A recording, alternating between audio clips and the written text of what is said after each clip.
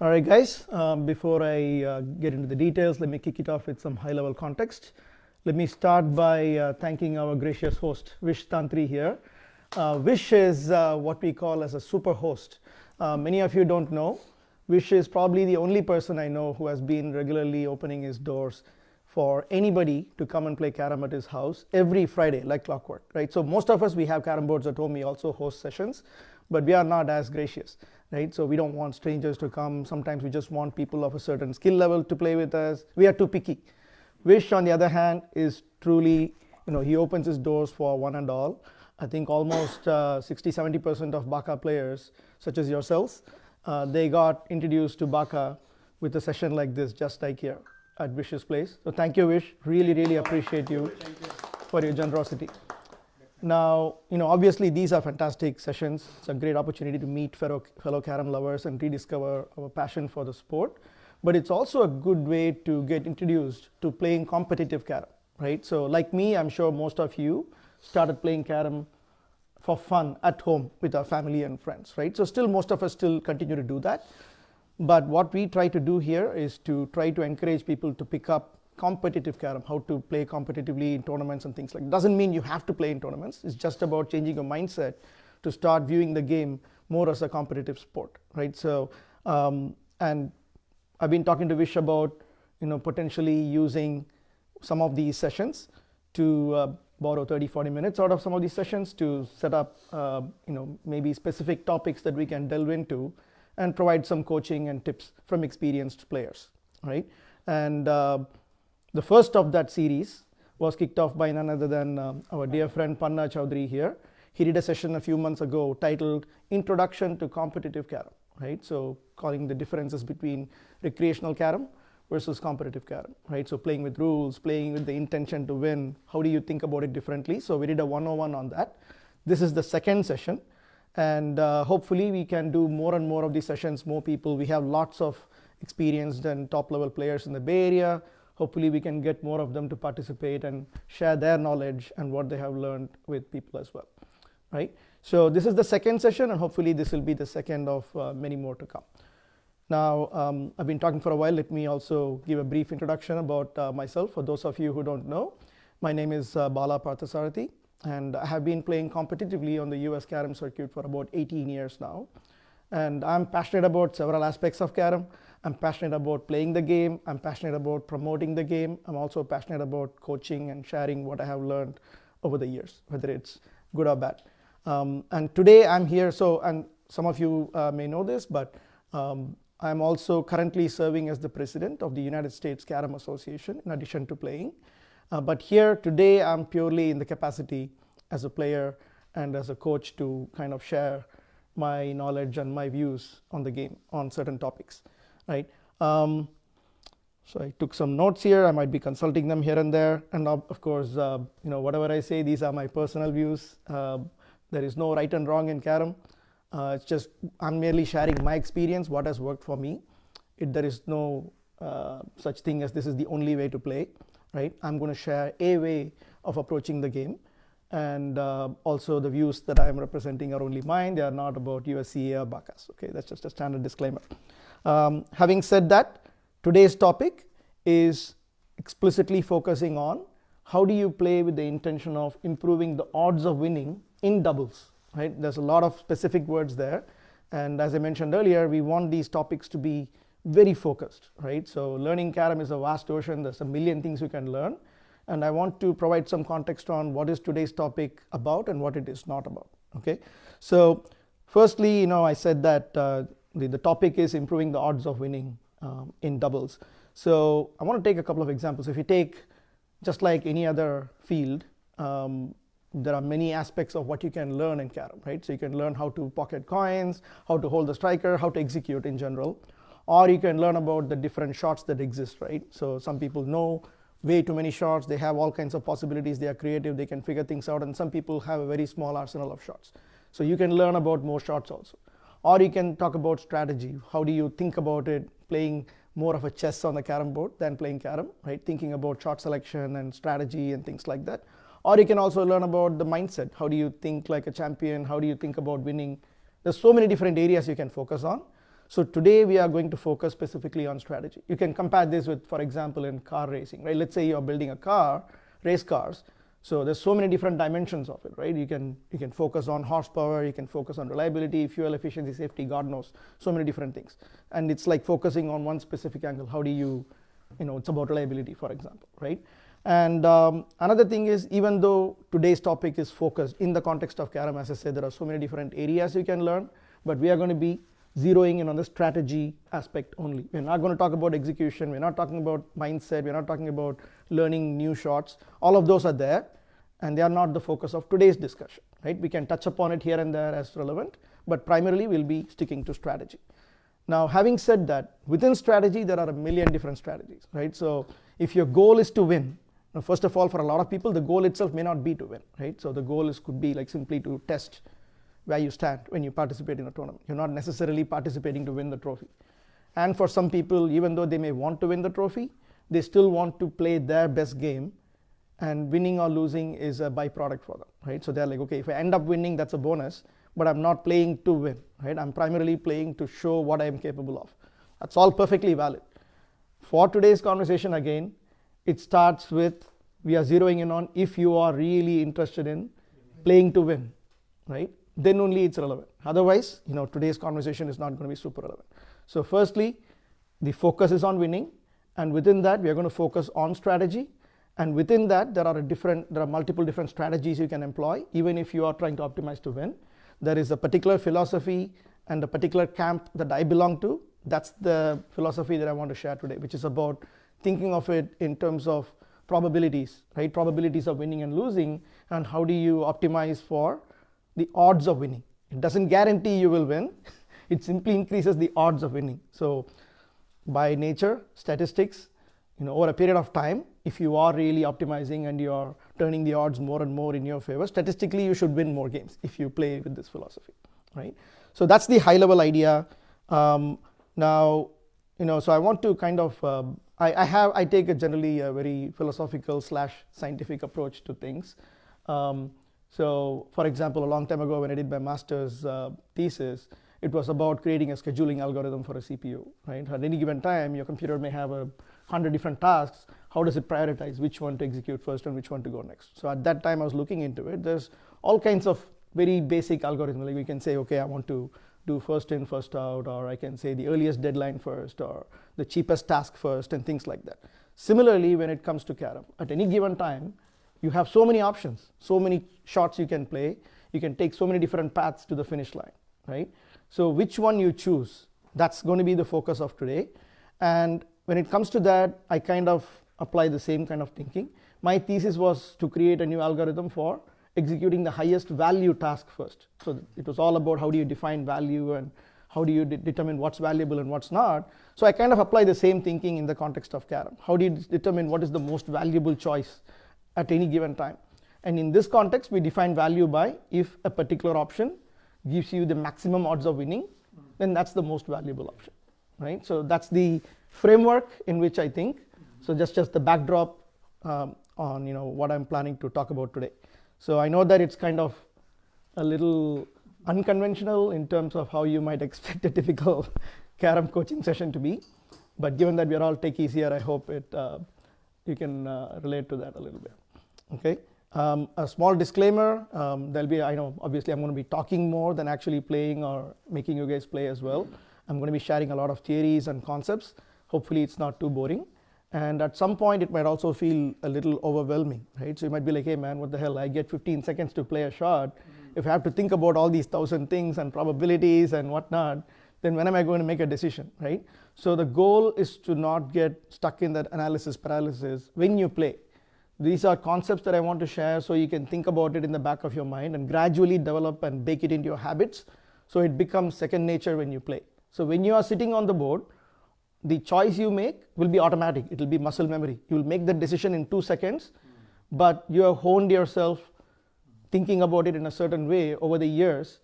So the reasoning is according to the framework that we've been discussing today, but you're not consciously thinking about all these things. You're not, actually calculating or anything. But of course, it's going to take time.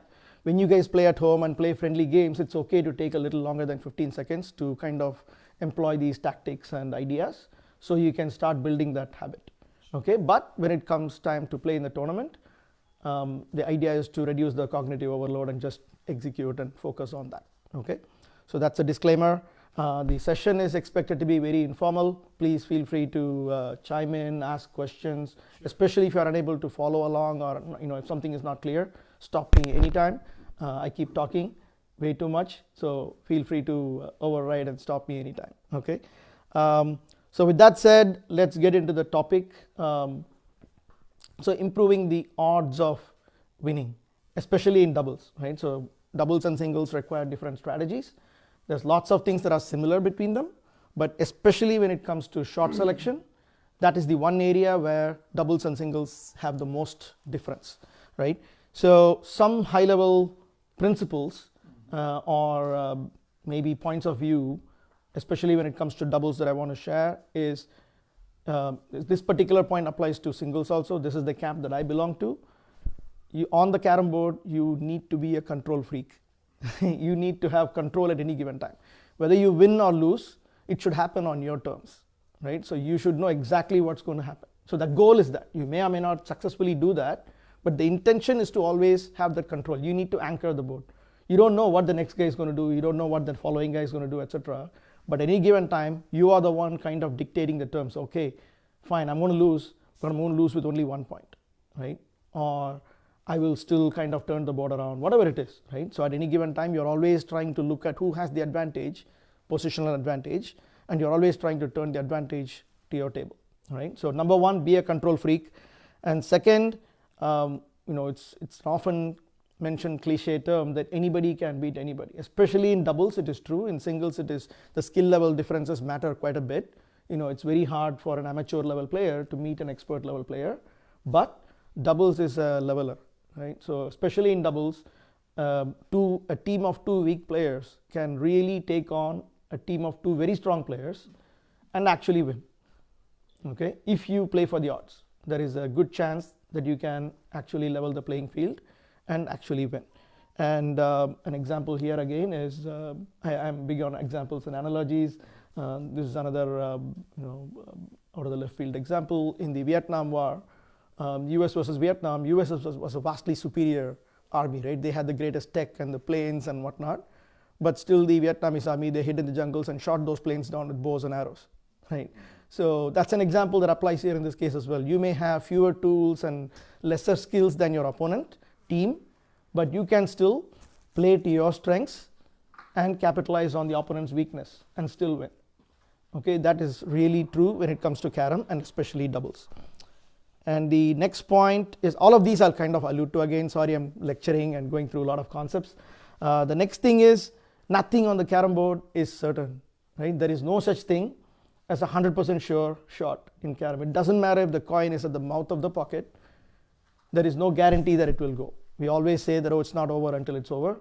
It's more often than, it's true more often than it appears, especially in carom. Many of us have seen even world champions miss the simplest coins, especially when it matters the most. So never give up. Nothing is for granted. And on the same way, in the other extreme is also true. Nothing is impossible.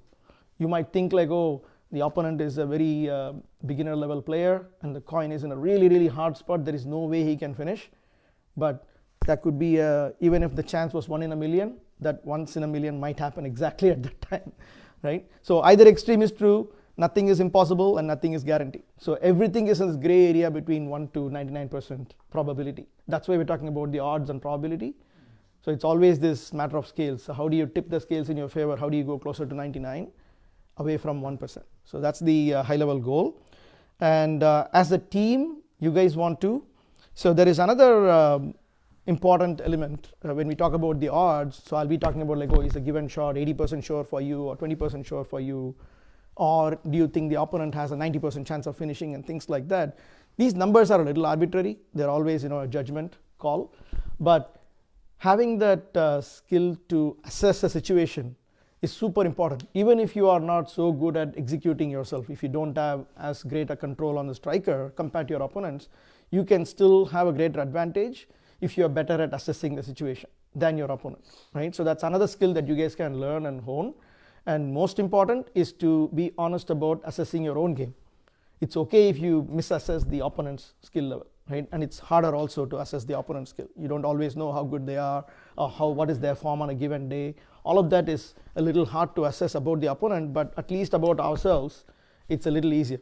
But the keyword here is honest, right? So in our garage, everything will go when we are in the flow.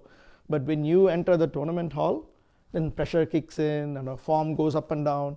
So it's really important to assess yourself on two levels. One is, what is your potential? Even in your best case scenario, best day, right? I can say that I'm not as good as Preeti or Panna, right? When it comes to execution. So you need to be honest about that. And second is, you need to be honest about how good you are today. Are you really in that level or form today that you are able to play close to your potential, or are you it's one of those days where you are only playing at 50% of your potential, right? So it's important to know that. So when I ask you, hey, is this coin 80% sure or 20% sure for you? The answer could vary depending on the situation. If it is a regular time, you might say like, yeah, I can take it 8 out of 10 times.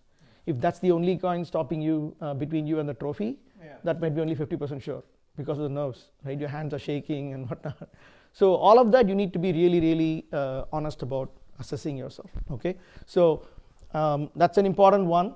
And once you have that reasonable assessment of both yourself and the opponent's skill, and when it comes to opponent's assessments, sometimes you know the opponent, so you may have a better idea of what shots are easy for them or what's not. But if it is unknown, just go with the default. There is always a default position. So let's say, can you give one of you give a striker? So let's say that. So let's say the player is here, and for this player, all these coins. Okay.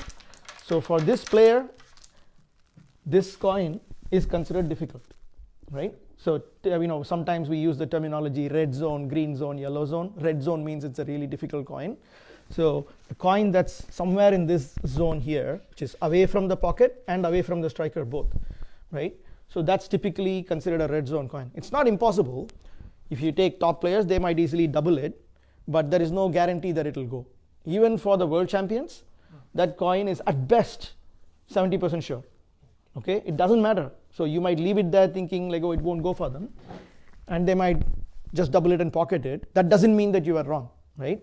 By definition, it is supposed to go only 7 out of 10 times, and it's a pretty high chance for them. For you, maybe it's 20%, but it's still not a 100% shot for them, right? Just because they are a world champion doesn't mean that that coin is easy.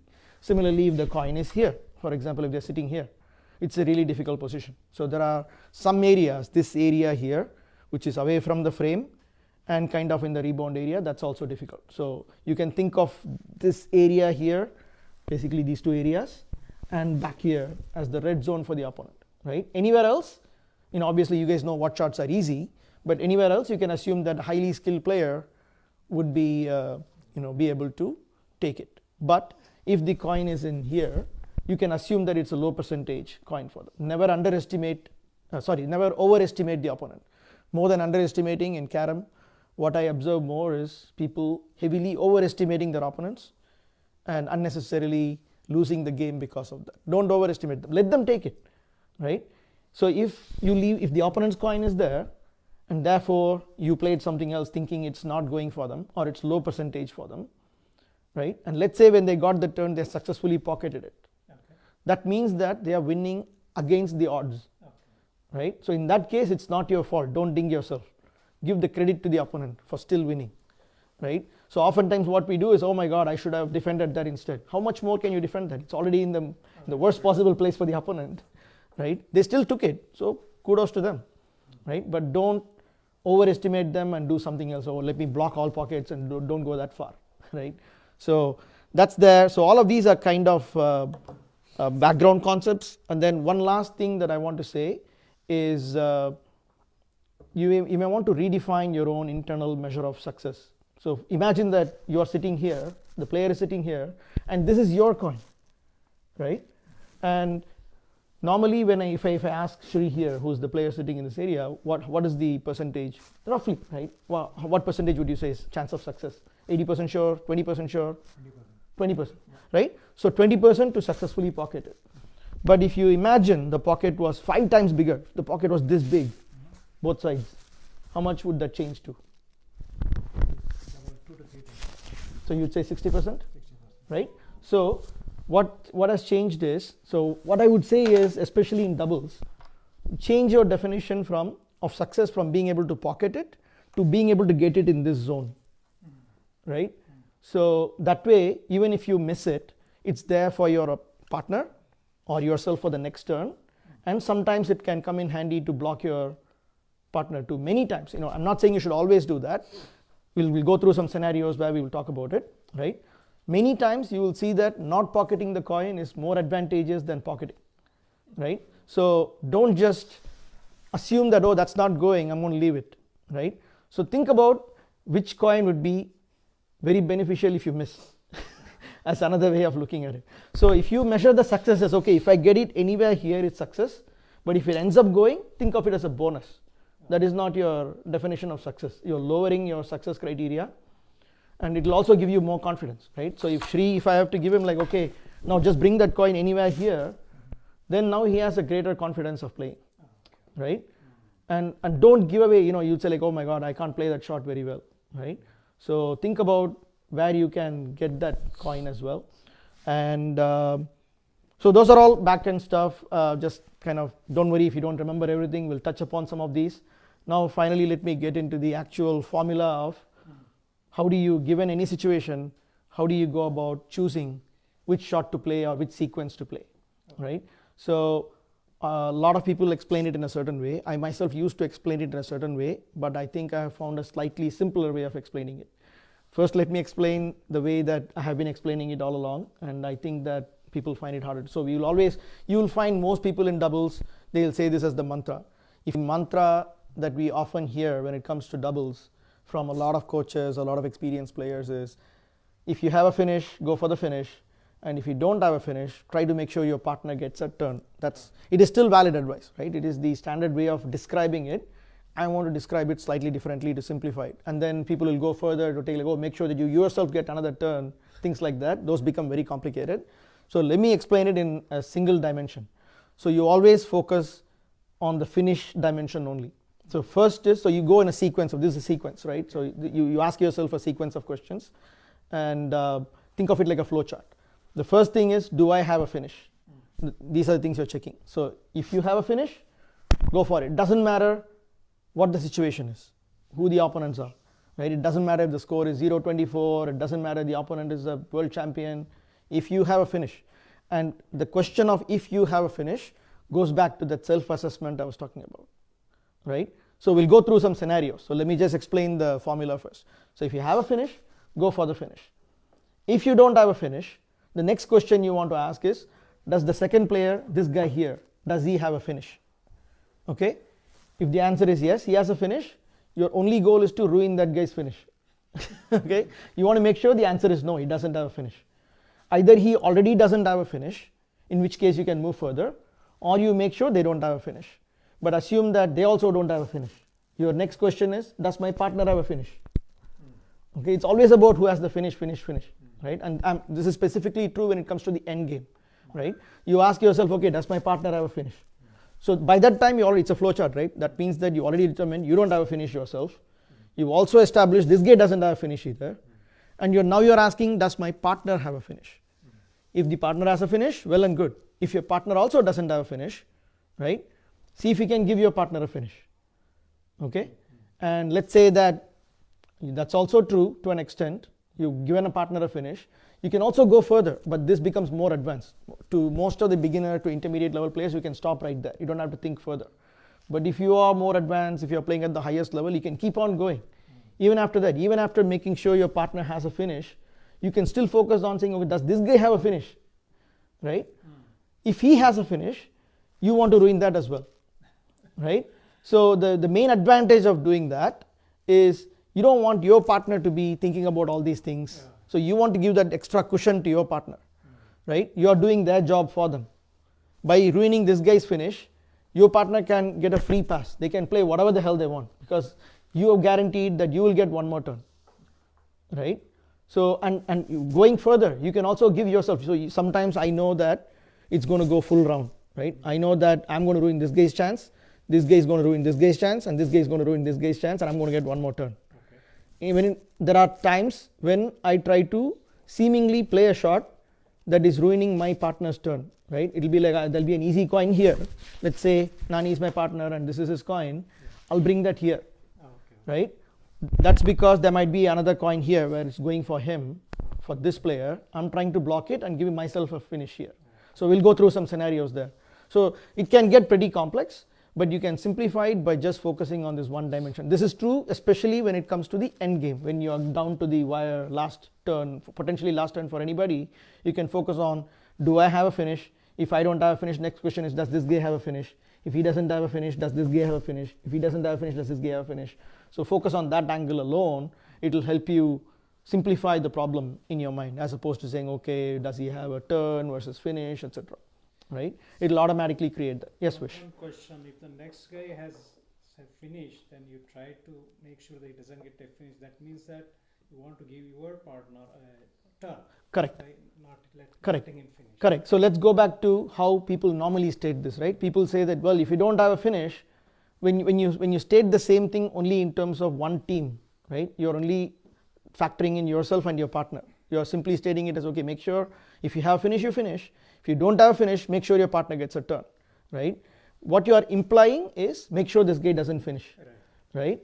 So do whatever it takes to ruin his finish, right?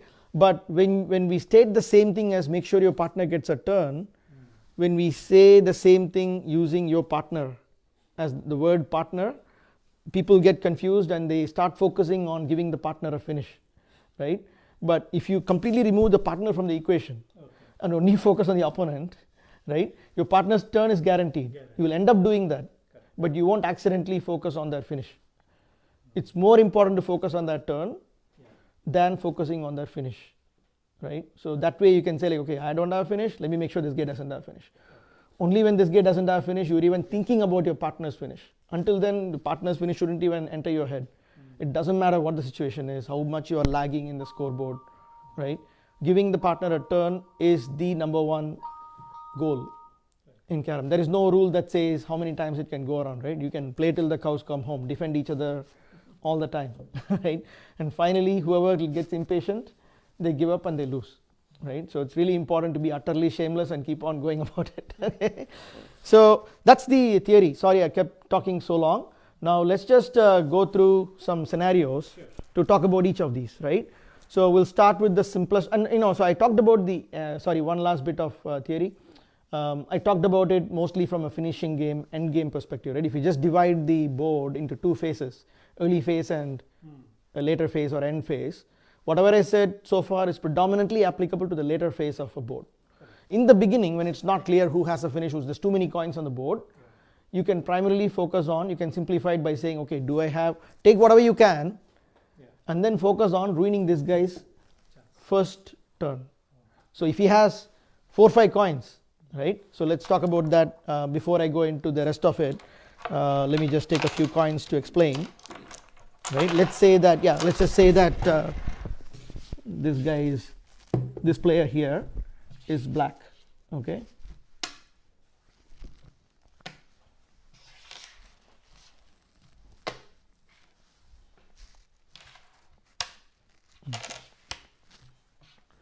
Okay, and imagine that there's a lot of cluster in the center, blah, blah, blah, whatever, right? So imagine that you are white, okay?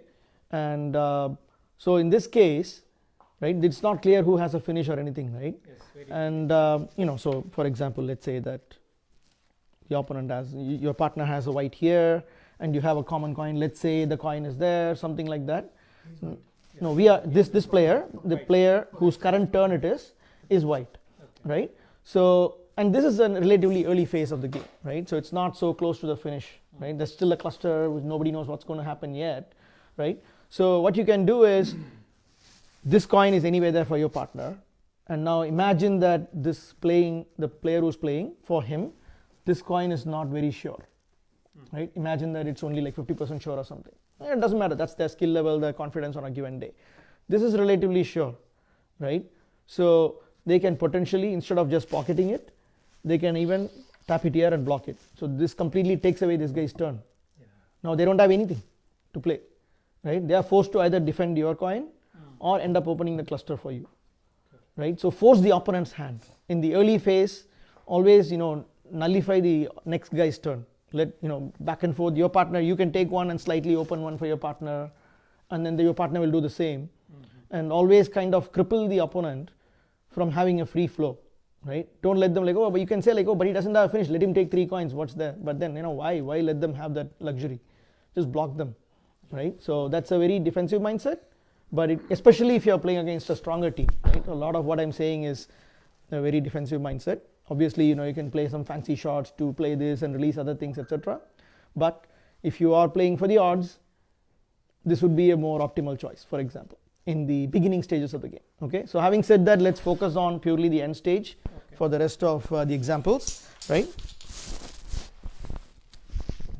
So let's take some super simple examples and we can come up with some more complicated examples, right? So let's say that 3 is the player. So I'm always placing the striker where the player whose current turn is for today's examples. So imagine that the player who's playing is white. Okay, so this team is white, and I'm taking the simplest example, and then we'll go more complicated from there.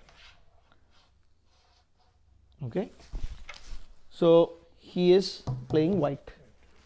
So what would be the ideal shot to play, keeping in mind you're optimizing for your team to win? I'm optimizing for the odds of winning, right? So if you think about it, their coin is white, right? That's in a very tough position. So if you were to think about it in terms of probability, so let's say that we keep a simple formula for our team. If something is 75% or let's say 80% or more sure, it's considered easy. If it is 20% or less, I'm going to consider it impossible. And if it is 20 to 80, I'm going to say like it's maybe, right? I'll go for it, or it may or may not go, right? So whenever I say like, okay, do you have a finish, it means that all the coins that you have are 80% or higher sure, right? That's what I mean. So that's your self-assessment. You can decide. Some coins are some days 80% for you, some days 70% for you, okay? So now in this case, this coin is super low probability. According to Sri, it was a 20%. So he doesn't have a finish. And for the opponent, so the first question he asked is, okay, do I have a finish, right? So the answer is no, I don't have a finish, right? Now the next question to ask is, okay, the next guy who's going to play, does he have a finish, right? In your view, does this guy have an 80% or higher chance of finish, right? So the answer is yes. Maybe the guy is not confident. In his mind, he's like, oh shit, this is only 20% sure for me, but you don't know that, right? You can miscalculate it, and you can assume that it is 80% sure for him. That's fine. You go with your assessment. You determine this is only 80%, he has a finish. So your first order of business is to make sure he doesn't finish. Take it from an 80% zone to a 20% zone. That's your primary goal. So simply push this to this side. Now this guy doesn't have a finish, right? And for your partner, so you did that, and behind the scenes you're also going one step more. Okay, fine. I've already satisfied my number 1 criteria. My partner doesn't have a the next guy doesn't have a finish. But all these conditions that I listed, they are kind of additive. So you want to go as deep as possible down there. So what I mean by that is, once you have made sure that this guy doesn't have a finish, try to also make sure that your partner has a finish. But you shouldn't focus on that at the cost of the second criteria. You have to first make sure this guy doesn't have a finish. Only after you have made sure, you are thinking like, okay, now does my partner have a finish, right? So let's say that it was here or wherever, somewhere here, right? And it was the same situation. Now imagine that this coin is not sure for you, for this player. Same thing. Even though it's not like only 20% sure, maybe it's only 40%, right? Maybe you've been missing such coins all day. It is still not a guaranteed finish for you. And it's a do or die, you have to win the board, right? And you can say like, oh my God, so even if I defend it, put it here, my partner still doesn't have a finish. That's okay, because that's the third condition. The second condition is make sure this guy doesn't have a finish, right? It's totally fine, right? Let it be, okay? So this guy might try to double it, do whatever he wants, right? This guy will try to double it. Sometimes he might bring it here accidentally, right?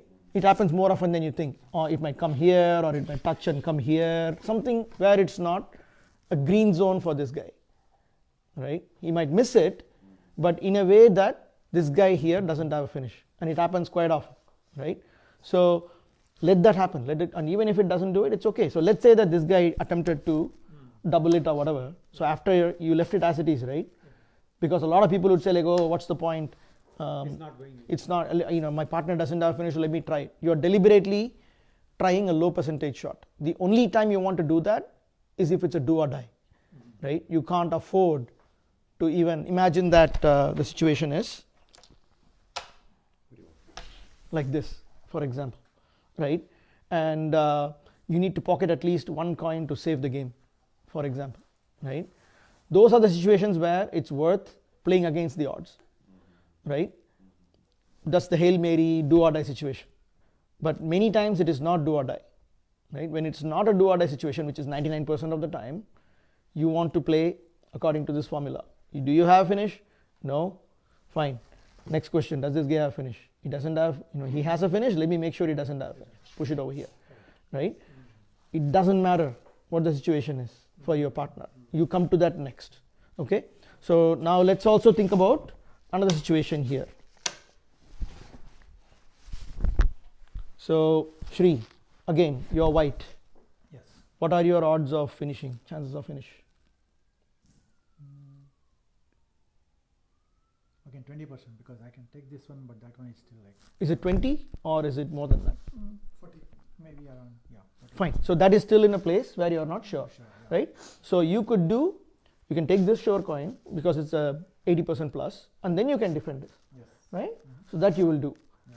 And what about, so now it comes to different people have different skill sets in terms of how many shots they know, right? Some people will know only the simplest shots, some people will know slightly more advanced shots.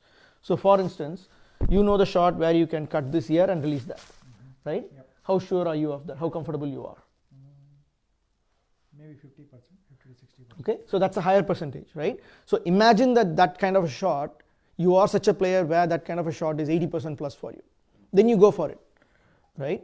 It's not a fixed position as in, oh, in this position you should always play this and defend it. It's about what you are capable of, going back to the self-assessment, right? Anything, if you think you have an 80% plus chance of finish, according to your own self-assessment, go for it, right? Or maybe this is a bomb, and maybe you can, let's keep it here, and you are pretty confident about taking this and releasing this or whatever, right? So those are all things that you want to go for, right? And that comes under the first question, do you have a finish? Give yourself time to explore all the options for evaluating whether you have a finish or not. Only when you made sure you don't have a finish, you go to the next question, okay? And that includes situations like this. Look in your toolbox to see what all shots I have which can potentially give me a finish. If any of those are 80 plus, go for it, right? Don't stop yourself from playing advanced shots that you know you can play well, right? And Well, in this case, he has to pocket this one, which is a sure shot for him, and since he's not sure about this, he has to defend this one. so depends on your self-assessment, right? So let's say that there is a double shot possible, right? I can take this and I can release that kind of a thing. You know that shot, right? So Shri, can you show that? So you put it wherever you want to kind of show them. Probability is less. Whatever it is. So that's what, it depends on your own skill level. So if you ask Panna, for example, right? This shot is 95% sure for Panna, Yeah. Okay. right? For Shri, it's 80%, Yeah. right? For me, it could be 50%. For different people, you are comfortable with playing certain shots, right? So if I put this here, so now Shri, so the bomb, how confident are you that you can release that? Yeah, pretty confident. Okay, so can you show it? Yeah, see a different kind of a shot. So let's just put it wherever you want. Yeah.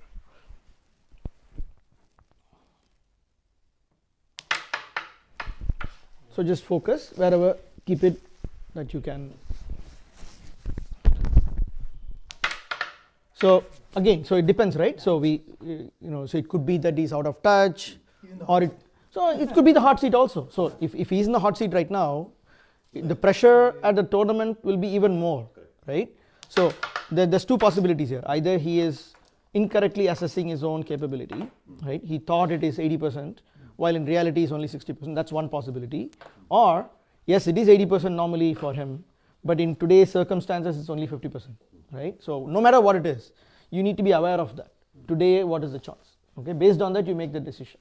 Okay, so but today, let's say that normally you're pretty confident, but today you're not. You tried it all day and you've been missing it, right? So it's totally fine to say like, yep, today I'm not, I'm not capable of doing it 8 out of 10 times. Today it's only 50% shot. In that case, you can do this. You can pocket this and push it here. That's also fine. You don't have to play, Yes. That's what I right? was thinking, yeah. Correct. So, but then if you're confident of playing it, go for it. It's all about your internal threshold.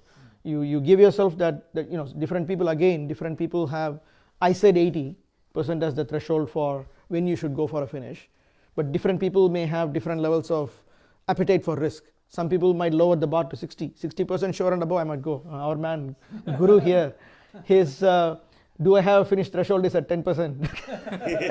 Right? As long as there is a path to the pocket, it doesn't matter if it's a 10% chance of success, he's going for it. Right? But that's okay. There's nothing wrong with it. There's no right or wrong answer. Right?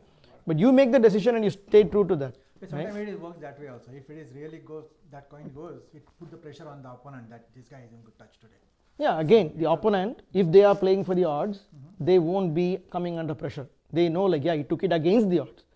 Right? It's not like the shot is 90% sure for him. Yeah. He pocketed a 10% sure shot. Right? So it's because it's a non-zero probability, right? So it could go. And even if he ends up taking 2 out of 2 times, it doesn't mean that it's suddenly 20%. If he plays it a million times, Yeah. it's still only a 1% chance. Okay? So it just happens so that he got it 2 times out of 3 or something. Yes. Right? So that's for that finish there. So now let's talk about, imagine that, let's say, Panna, how are we doing on time? Oh, we're running pretty, okay. So we are running pretty late. So let me talk about some other, maybe I'll skip through some other things. And I'll talk about the scenarios where you want to give, let's talk about giving the partner a turn and creating them a finish also, right? So, and like I said, you may want to choose options that satisfies more than one criteria in one shot, if you know the shots, right? And there are some options. Let me give you a simple example here. No, it's okay. Okay. All right. So let's say that it's not going here also. Is this going here for you? No. It's blocked, right? So now in this case, normally what would people do? So let's go through the same. Yeah, he's playing black. Okay. What would be the same? Let's apply the same formula. First question: do you have a high probability finish? No. No. No, right? Because you could double it. Maybe let's say the double is only 60% sure for you. Yeah. Okay, fine. The next question: does Wish have a finish? High percentage finish in your opinion? Yes. So now your goal is make sure he doesn't have a finish, right? So what do you think you can do? I think I will try to defend that one because this is too close to defend. I will try Okay, to defend. so you would normally hook this here or something, Yes. right? That would be what most people will do. Yeah. And that is fine if you just want to go until the second criteria. But if you keep going down the list, the next question is what? Does my partner have a finish, No. right? Yep. So the partner doesn't have a finish, right? So before you chose this shot, you think about, do I have any alternative where not only I can make sure this guy doesn't finish, but I can also give a finish to my partner, right?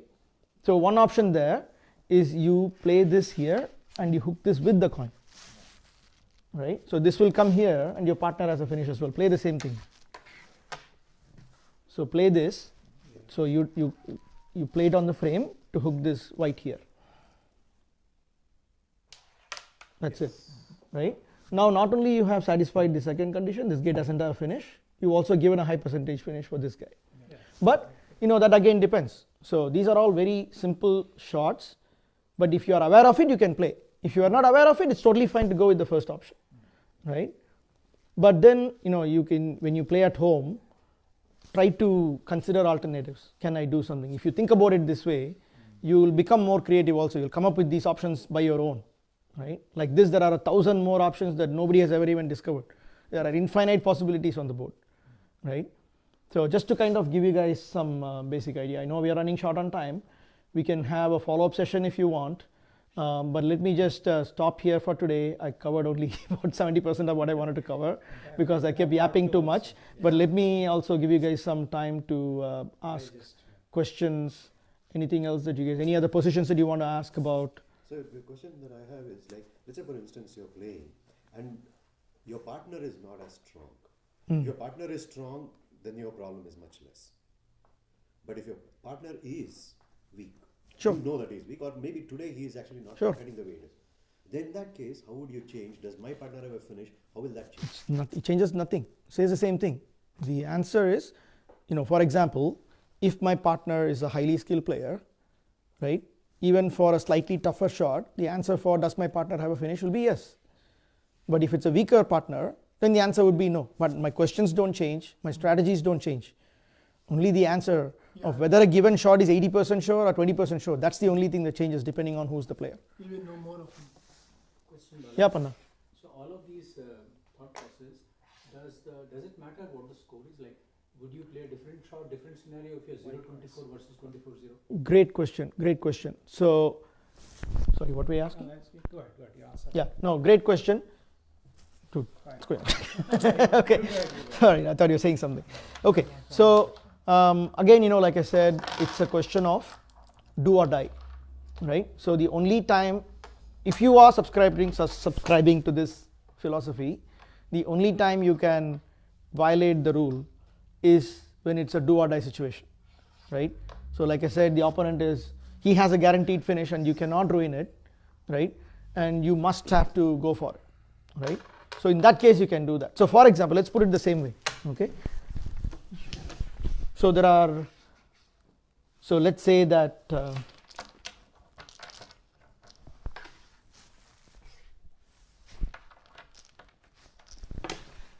whatever, right? So you are, the player who's playing is white, okay?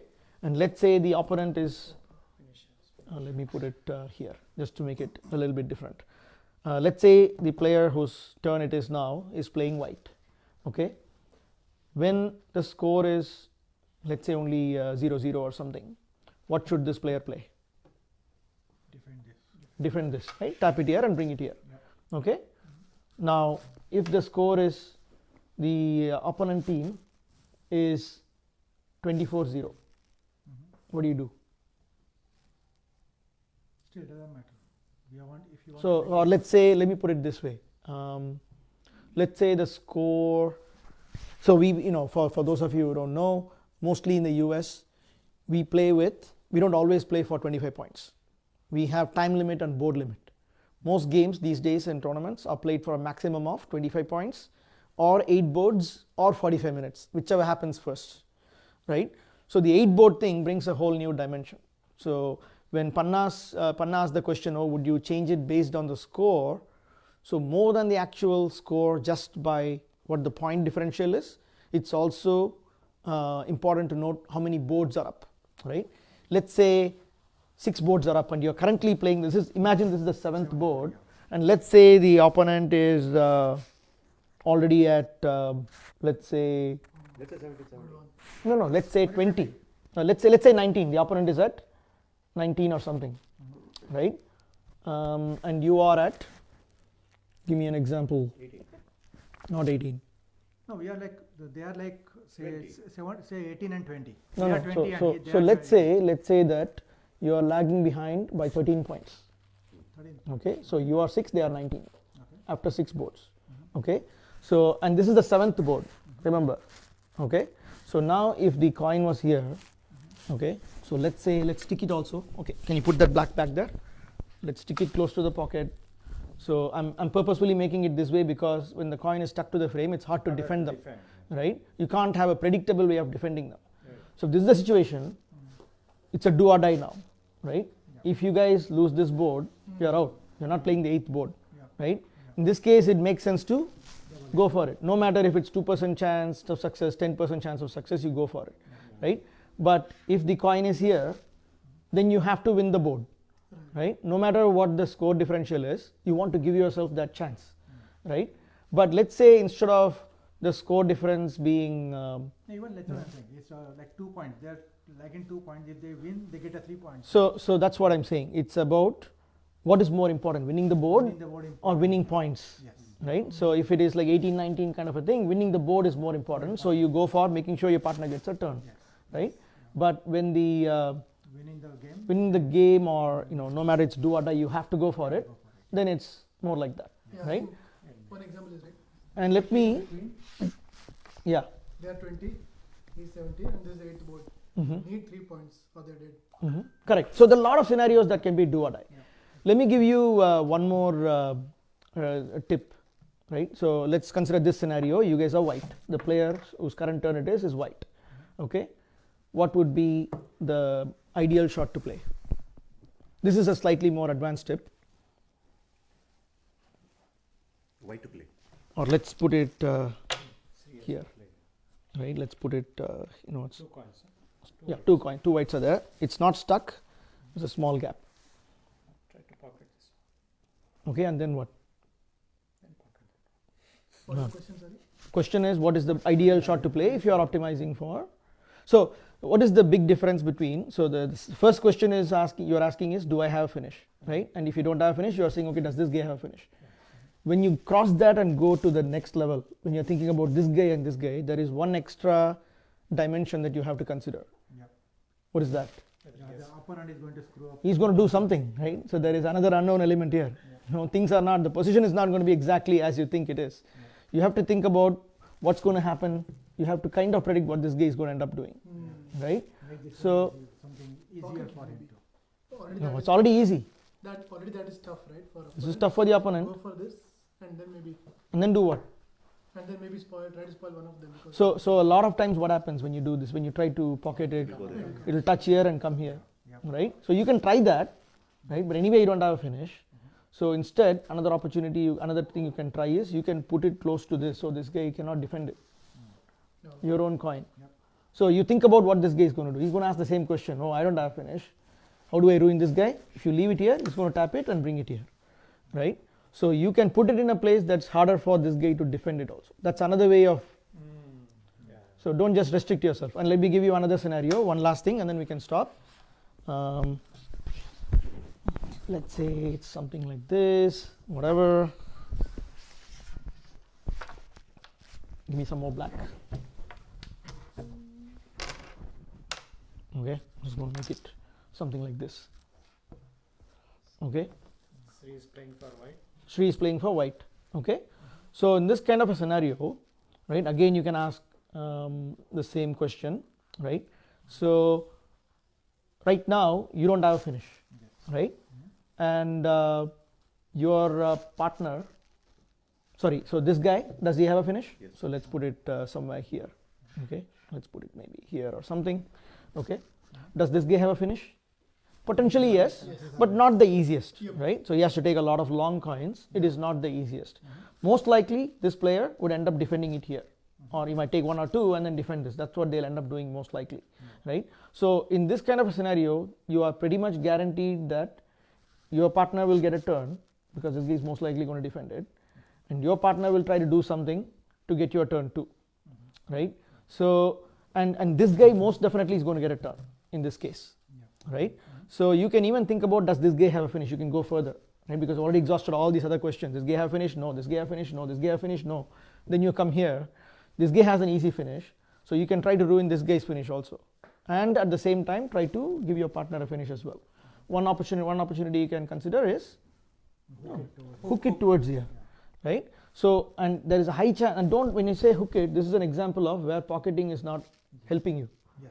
right? Bring it to You the- want to intentionally miss. Yeah. You want to capture this pocket, you play it in an ugly way, so it touches something and comes something like this, right? So it will cripple this guy, giving your partner a free confidence to go for it or do nothing. So why not just drop it in this case? Let's say, for instance, in this case. So it was like this, right? So if you just drop it, so where was this? Use this to drop it. That's it. No, if you drop it, this guy anyway, he is in the middle. He is going to defend this. Yes, but now he doesn't have a finish. He has a simple finish. What That's if what he I'm pushes gonna it do. here, right? So you will do something else to ruin. So then it will go round and round. Instead, he can give you a finish. The only reason you went for defense is because you didn't have a finish, Okay. right? So he is always going to try and see how can he give you a finish also, right? And only after guaranteeing you have a finish is going to go to the next question, does this guy have a finish, right?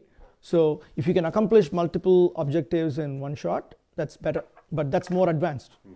right? But I'm just saying that if you start thinking about it, it's not a very advanced shot, technically speaking. You're not trying to pocket it. All I'm asking you is, hey, hook it and bring it somewhere here.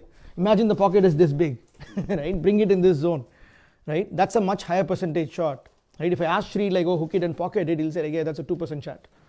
But if I tell him like, bring it anywhere in this area, imaginary surface here, he'll say that's a 90% chance that he can do it, Okay. right? So when you start asking yourself these questions, more options will present themselves to you, okay? So there are many more scenarios. I'll probably share it on, I'll share pictures later on the WhatsApp group, and then we can discuss it more. You can have more But we are running very late. I'm obviously not good at time management. Sorry, Panna. But any other final questions? Otherwise, we can wrap it up. Sorry, and thanks for patiently listening. Thank you, Pala. Thank you. Thank you, Bala. Sorry? If you have multiple, like two good options, how do you pick one of them? Great question. Let me talk about that. So, One example you had like this. yeah. Let me give you another very important example. So imagine that again, the player is white. Okay, doesn't have a finish. The partner has a finish.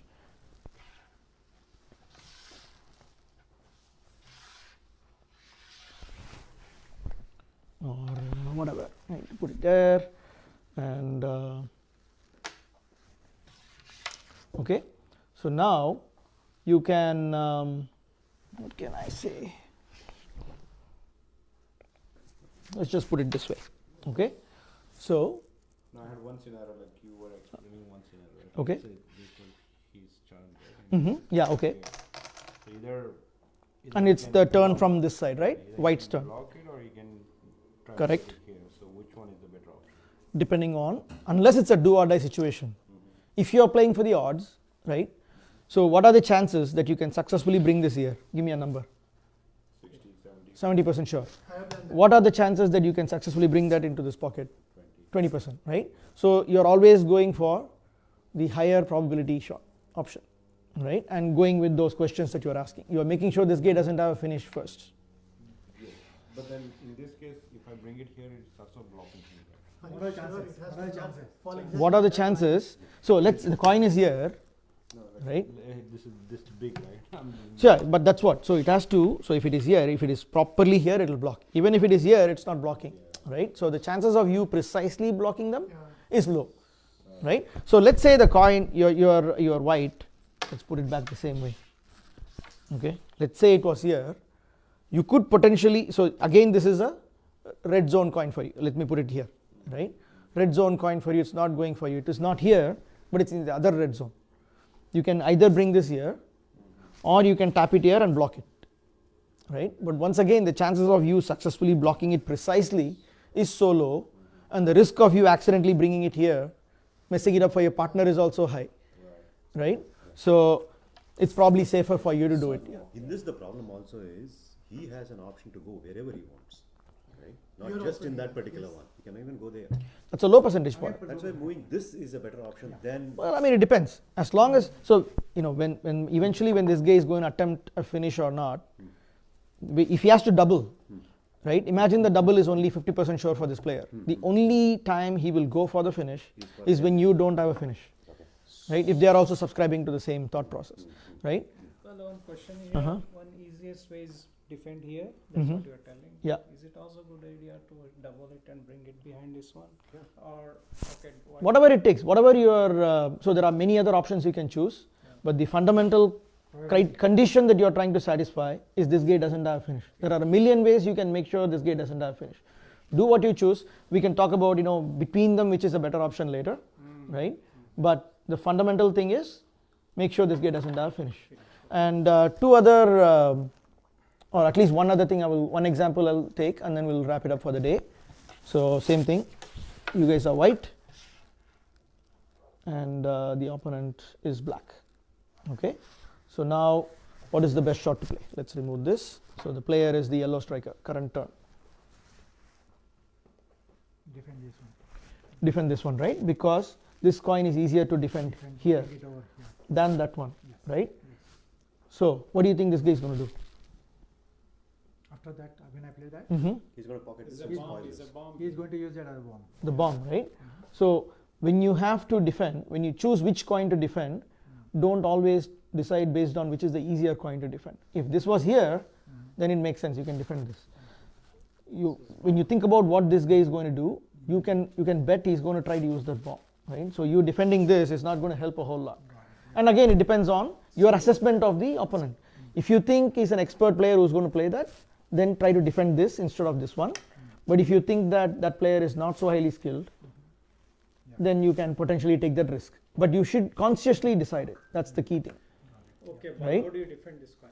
So you can just bring it here. Two ways. You can either directly bring it or tap it here and bring it. High risk, but you have to take it. So the chances of you bringing it here versus the chances of you pocketing it, which is higher, Okay, this is yeah, right? So if this was lower than that, you go for it. then you might as well go for it, right? Something like that. But basically, the key takeaway from today's session is to internalize this formula in your head, and you do it in your practice, so you don't consciously think about it when you are playing in a game. We get 15 seconds to decide, right? And I mean, most of the examples I took were for single coins, but in a tournament, in any match, right? Yeah. You are not just selecting a single shot; you are selecting a sequence of shots, right? So you kind of will plan your sequence accordingly based on the probability again. So we simplify for the sake of explaining the concept, what is the percentage of a particular shot, but ultimately you are thinking about the percentage of a particular path to the finish. So is there something that you would, maybe you're out of time, but one last question. Yeah. So is there some strategy that you would follow to get to this? See, the last one, you're trying to solve a problem where you've got like two, three coins, and you're trying to see how best you can win. Mm-hmm. But is there a way when you have got 8, 9 coins, is there a strategy that you So- use to get to this point Correct. in a better way? Correct. So that's what. So you divide the course of a board into two halves. First half and second half are early part of the board and later part of the board, something like that, whatever terminology suits your mind, right?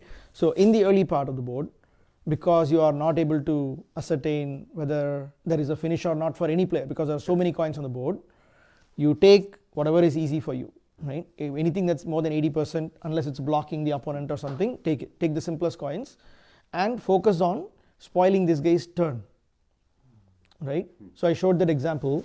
So you guys are white, this guy, so you have lots of coins, but you think about what this guy is going to do next. He has 5 coins going towards that pocket.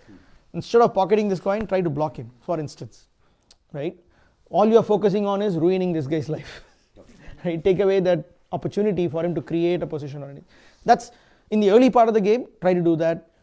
So again, this is especially more applicable if you are the weaker team, right? Especially when you are the weaker team facing a stronger team, don't be aggressive. Try to be conservative and don't open the cluster. Always focus on ruining your next guy's chances. You guys just go back and forth, back and forth, back and forth as many times as you want. Don't let them play, right? If you give them 3-4 coins to play, advanced players can use one coin to open another. They can create positions, right?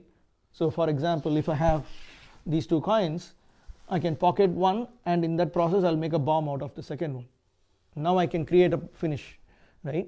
So in those cases, you have a coin here, bring this guy here. Ruin his chance. How will you create a bomb so that I can see that again? There are many ways. It doesn't matter. That's not the focus of today. I'm just saying there are such shots, right? So, Basic question is, say you can use your coin to block here mhm. to spoil the That's an example. There are any ways you can. So when you decide to do that, do you care to finish all other coins that you can pocket before you? Correct. So let's say that you had 3 coins yourself, right? Take 2 and then sacrifice the third one, the pawn, to put it here. I mean, there may be other coins going other directions. If it is Less 80% probable. less probable, then not worth it, right? Okay. Especially if it is also easy for your partner, right? If it is 50% sure for you, Yeah. but if it is 80% sure for your partner, then why? Leave it. Instead, why not ruin some 80% for this guy, right? Again, all these are particularly true when you are a weaker team with who's intent on increasing your odds of winning, right? You might still lose. There will be million scenarios, but Yeah. what I learned is the mindset. Correct. You have to have that right mindset. Yeah. In scenario, but there will be one n plus one thing. Correct. And then if you have the right mindset, you go for it. Correct. So you can, especially in doubles, right? Singles, it's a little bit of a tricky situation, but in doubles, most players, even advanced players, they won't take risk. A lot of people play a very risk-averse game in doubles, mainly because there is a lot of pressure from your partner as well. Even if your partner openly says, like, don't worry about it, go for it, you will have guilt deep down. Like, oh, I don't want to mess it up for my partner, right? So that guilt factor comes in big time, and most people, they don't play aggressively. So you can assume that that's the way most people will be. You can assume that most people are not guru. He's just taking it. No, but this guy is, Pockets. I know he does. That No, that's doesn't make his it's his internal, his own, he understands his skill, he knows what he's capable of, right? Alright, we'll call Okay, this session. all right guys, thank you. Thank you, Bala. Appreciate it guys, we'll do it